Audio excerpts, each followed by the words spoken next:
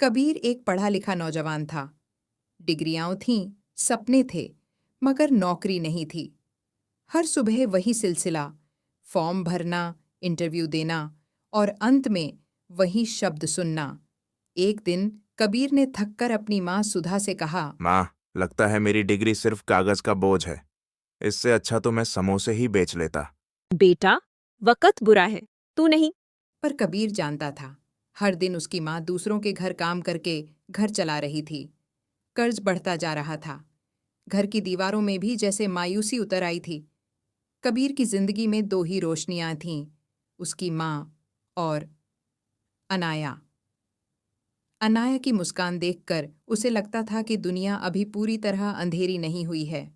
जब तक लड़का अपने पैरों पर खड़ा नहीं होता, मेरी बेटी की शादी की बात मत करना। उसी रात कबीर ने फैसला कर लिया।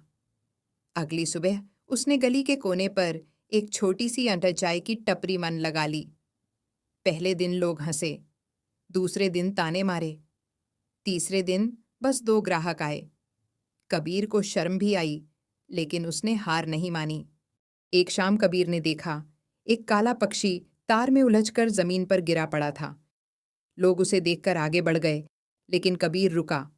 उसने धीरे धीरे तार काटा और पक्षी को आजाद कर दिया।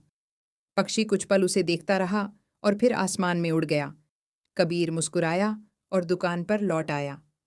उसे क्या पता था कि यही छोटी सी नेकी उसकी जिंदगी बदलने वाली है। अगले दिन एक अजीब औरत उसकी दुकान पर आई। मैं वही पक्षी थी, तूने मेरी जान बचाई थी। उसने एक छोटी शीशी दी। इसे किस्मत की चायन कहते हैं। एक बूंद चाय में डालना, लेकिन याद रखना, ये जितनी देगी उतनी ही लेगी।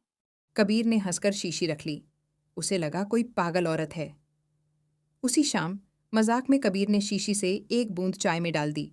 पहला ग्राहक आया, चाय पी और बोला, भाई, आज की चाय कमाल है। उसने पूरे पैसे दिए। फिर दूसरा ग्राहक आया, फिर तीसरा। दुकान पर भीड़ लग गई।